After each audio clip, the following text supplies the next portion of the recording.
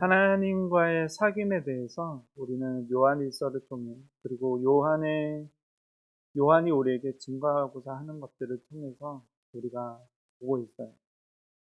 그러니까 이전에는 우리가 말씀으로만, 또 하나님의 율법으로만 하나님을 만났다면, 이제는 실질적으로 우리와 함께 하시는 그 하나님께서 어떻게 우리와 사귀고 계시는지, 그리고 우리가 어떻게 그와 연합하는지를 계속해서 이야기해주고 있는 거예요. 하나님과의 사귐은요, 그분 안에 그분이 정하신 대로 우리의 존재를 바라보고, 또 그분의 존재를 우리가 자각하고 바라봄으로써 이루어지는 참된 연합이에요. 요한은 그리스도께서 그 연합, 그 사귐을 위해서 말씀으로 이 땅에 오시고 육신으로 이 땅에 오셔서 우리의 눈을 뜨게 하시고 우리의 어둠을 물러가고 빛이 도래한 것을 보게 하신다는 것을 이야기하고 있습니다. 요한은 누구에게 지금 이 이야기를 하고 있나요? 여전히 내 힘으로 내 존재를 증명하려고 애쓰느라 하나님을 보지 못하고, 내가 여전히 애쓰고 내가 여전히 무언가를 만들어서 무언가를 이해하려고 하는, 그러니까 나의 모든 노력 가운데 이루어지는 구원의 실상을 증명하고자 하는 이들에게, 그리스도와의 참된 사귐을 누리지 못하는 이들에게 이야기하고 있다는 거예요. 오늘의 본문 이전에 5절에서 이렇게 이야기하죠. 누구든지 그의 말씀을 지키는 자는 하나님의 사랑이 참으로 그 속에서 온전하게 되었나니 이로써 우리가 그의 안에 있는 줄을 아노라. 하나님의 말씀을 지키는 자, 그러니까 하나님의 말씀을 보고 자각하고 말씀으로 오신 그리스도의 모습, 그의 존재를 받아들이는 자. 우리를 어떻게 부르시는가를 우리가 바라볼 때요, 하나님의 사랑이 그 속에서 온전하게 됩니다. 하나님의 사랑의 목적이 달성된다는 것. 하나님의 목적, 하나님이 우리를 사랑하고자 하시는 그 목적이 온전하게 되어서 이제 우리가 어떻게 된다고요? 그의 안에 있는 줄을 압니다. 우리의 존재가 그의 안에 들어가서 그를 먹고 마시는 존재가 되었음을 우리가 알게 된다는 것. 하나님의 사랑이 온전하게. 그리고 오늘 요한은 이 사랑의 계명을 옛 계명으로서의 말씀으로서 우리에게 나타났고, 이제는 새 계명으로서 우리에게 빛으로 드러난다고 이야기합니다. 7절에 보면 사랑하는 자들아, 내가 새 계명을 너희에게 쓰는 것이 아니라 너희가 처음부터 가진 옛 계명이니 이 옛 계명은 너희가 들은 바 말씀이거니와. 우리가 하나님 안에 있는 줄을 알게 되는 것이 이미 옛 계명인 말씀으로부터 증거되고 있었다는 거예요. 하나님의 사랑이 말씀을 지키는 자 안에서 온전하게 되어서요, 우리가 어떻게 되죠? 그의 안에 있는, 그 안에서 우리의 존재를 확인하게 되는 거죠. 그러니까 말씀이 육신이 되어 오신 그리스도를 바라보는 자의 안에서 하나님의 사랑이 온전하여져서 하나님의 사랑의 목적이 이루어져서, 그의 목적이 뭐죠? 우리와 연합하여 우리와 참된 사귐 가운데 우리가 하나님을 누리게 하시는 것이 하나님의 사랑의 온전한 목적이라는 거예요. 우리가 말씀을 요목조목 잘 따지고 잘 알고 잘 지켜서가 아니라 하나님의 사랑과 그분의 우리를 향하신 긍휼하심이 이 땅에 오셨고 우리 곁에 오셨고 우리를 불러내시고 어둠을 깨뜨리시고 그의 빛을 바라보는 자들 속에서 온전하여지는 하나님의 사랑을 내가 바라보고 있는 것. 이것이 원래 처음부터 가진 옛 계명이라는 거예요. 하나님이 우리에게 계명을 주실 때, 율법을 주실 때, 하나님이 아브라함을 불러내실 때, 하나님께서 아담을 부르실 때, 아담아 네가 어디 있느냐 부르실 때, 우리의 어둠을 깨뜨리고 빛으로 우리를 불러내셔서 그의 빛과 연합하게 하려고 하시는 하나님의 사랑을 우리가 발견할 수 있다는 거죠. 하나님께서는 우리를 계속해서 불러내세요. 아브라함을 아브라함으로 불러내시고, 야곱을 이스라엘을 말씀하시고, 모세를 불러내셔서 그 애굽에서부터 우리를 불러내시고, 그들의 신음소리에 응답하시며, 계속해서 우리가 그 하나님 안에서 존재가 확인되어지고, 하나님께서 어떻게 우리를 부르시는가 하는 것을 우리가 발견할 수 있도록, 이 고달프고 미지수밖에 없는 인생 속에서 명확한 하나님의 사랑의 답을 우리에게 계속해서 제시한다는 것. 너는 내 아들이라. 너는 내 백성이라. 너는 내 안에서 쉼을 얻어. 나와 연합하자. 이야기하죠. 옛 계명이라고 하고 이제 8절에서 새 계명이라고 다시 이야기하고 있죠. 다시 내가 너희에게 새 계명을 쓰노니 그에게와 너희에게도 참된 것이라. 이는 어둠이 지나가고 참 빛이 벌써 비칩니다. 이전에도 있었고 지금도 있는 것인데 이제 그리스도 우리 주 하나님께서 직접 이 땅에 오셔서 우리를 대속하여 주시고 우리를 빛 가운데 나타나게 하시고 드러나게 하셨다는 것. 새로운 사랑의 이 대속하심이 그분의 영원한 사랑의 표현으로 나타났어요. 이제는 우리가 그 빛 안에서 드러나게 돼. 빛이 있으라 하시니 빛이 있었다고 하신 그 하나님의 말씀의 능력이 어둠 가운데 있는 우리의 인생 속에 빛이 있으라 말씀하셨어요. 아니, 빛으로 그분이 직접 오셔서 우리를 덮어주시는 것. 그리고 어둠을 쪼개어버리시고 하나님의 사랑을 확증하세요. 우리는 이제 그 빛 안에서 그분의 존재 안에서 사랑의 아들의 나라 안에서 우리의 존재가 발견되어지고 확인되어지고 그래서 우리는 그분과의 사귐이 가능해지는 것이죠. 우리가 어떻게 해서가 아니라 그분이 오셨기 때문에. 빛 가운데 있다 하면서 그 형제를 미워하는 자는 지금까지 어둠에 있는 자요. 그의 형제를 사랑하는 자는 빛 가운데 거하여 자기 속에 거리낌이 없으나 그의 형제를 미워하는 자는 어둠에 있고 또 어둠에 행하며 갈 곳을 알지 못하냐니 이는 그 어둠이 그의 눈을 멀게 하였습니다. 9절에서 11절이죠. 이제 어조가 약간 달라지는 것 같죠. 너희가 빛 가운데 있느냐? 빛 가운데 없느냐? 그것을 어떻게 드러내는 것처럼 보이죠? 형제를 미워하느냐? 형제를 사랑하느냐? 이 요한 서신서는 이제 초대교회 믿는 자들에게 보내고 있어요. 형제된 자들에게 보내고 있는데 이것이 교회 안에서만 국한되는 것이 아니라 너희가 어떻게 살아내고 있느냐 하면서 이제 질문을 하고 있어요. 이제 이 말씀을 듣는 우리는 마치 맞아, 내가 사랑해야 되는데, 내가 용서해야 되는데, 내가 이러면 안 되는데 하면서 우리의 행동을 점검하게 돼요. 그런데 잘 보면요, 그의 형제를 사랑하는 자는 빛 가운데 거하여 자기 속에 거리낌이 없습니다. 빛 가운데 거하는 것은 누구의 주관이죠? 하나님입니다. 그의 형제를 사랑할 수 있는 자는요, 우리 안에서 나타나는 것은 미움밖에 없어요. 그러니까 어둠에 있는 자는 미워하게 돼요. 어둠에 있는 자가 뭐죠? 빛이 없는 자예요. 그리스도가 없는 자의 삶 속에는 미움이 있다는 거예요. 그리스도가 없는 자의 인생 속에서는 죽음이 있고 절망이 있고 그 안에 두려움이 있어요. 이제 빛 가운데로 나타나는 자들은 빛으로 오신 그리스도를 바라보게 되고 그 안에서 존재가 증명되어진 자들은 사랑으로 그 삶이 나타나게 된다는 거예요. 우리가 나타난 것을 보고 그가 빛을 본 자인지 안 본 자인지 분간하고 판단하자고 이야기하는 것이 아닙니다. 너희가 이미 그리스도의 빛 가운데 있는 너의 형제도 그 빛 안에 있음을 네가 아느냐 한다는 것.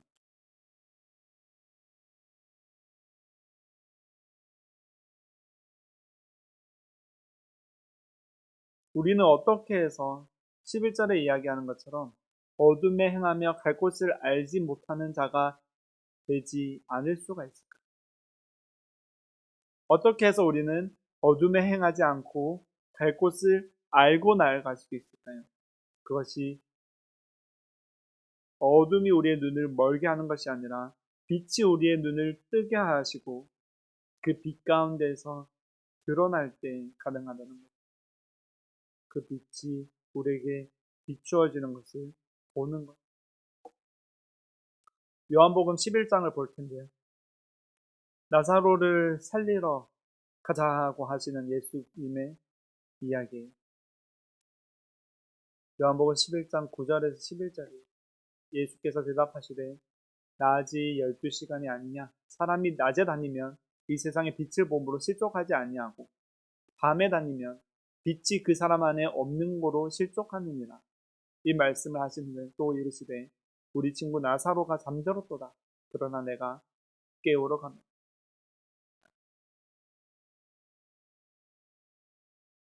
나사로를 살리러 가자고 하신 예수님을 제자들이 말리고 했어요. 거기 가면 또 박해받을 텐데 거기서 쫓겨났는데 또 가려고 하십니다.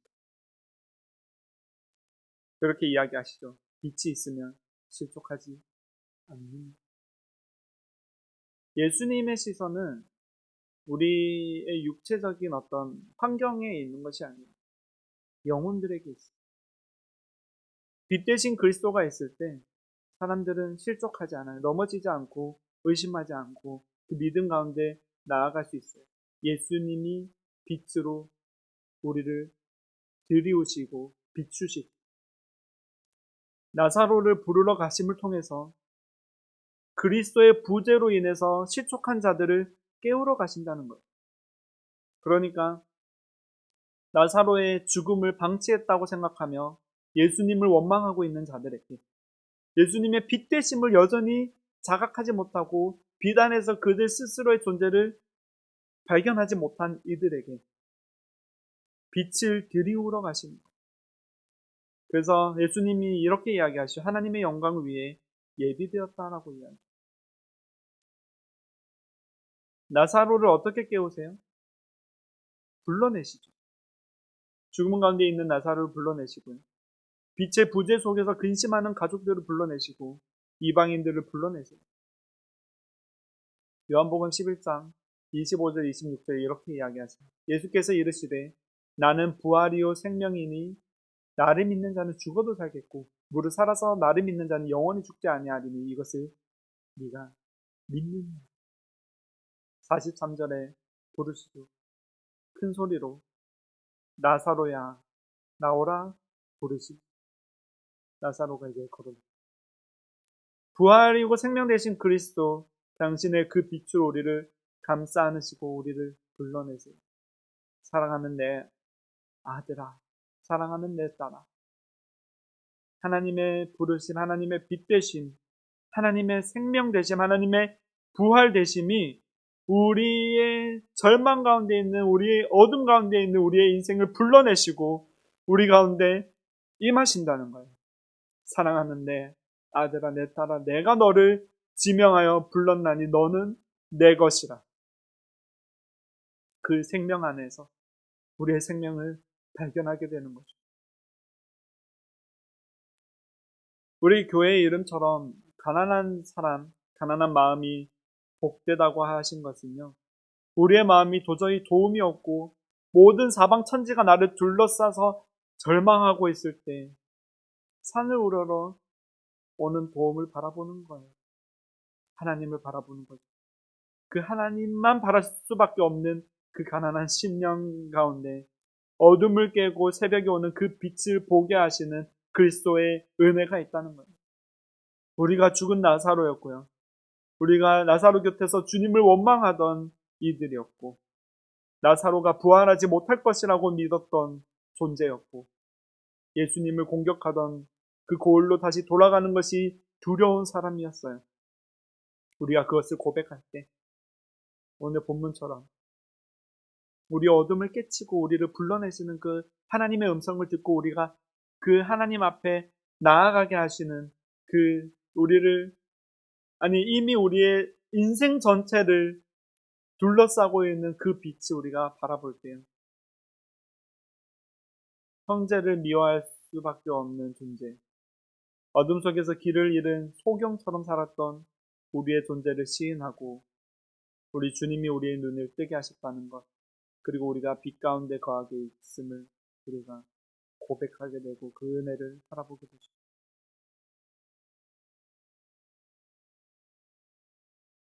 계속해서 요한복음 12장에서 이렇게 이야기해요. 그들의 눈을 멀게 하시고 그들의 마음을 완고하게 하셨으니 이는 그들로 하여금 눈으로 보고 마음으로 깨닫고 돌이켜 내게 고침을 받지 못하게 하려 함이라 하였습니다. 나는 빛으로 세상에 왔나니 물은 나를 믿는 자로 어둠에 거하지 않게 하려 합니다. 50절에 이렇게 이야기하시죠. 나는 그의 명령이 영생인 줄 아노라. 하나님의 명령은 영생이라는 거예요. 하나님이 그리스도의 빛으로 우리 가운데 나타나셔서 우리를 불러내시는 하나님의 사랑의 온전하신 뜻은 영생이고 우리 안에서 사귀는 것이고 우리와 영원히 하나님을 누리게 하시고 그 하나님의 우리의 입술 통해 하나님의 이름이 찬양받는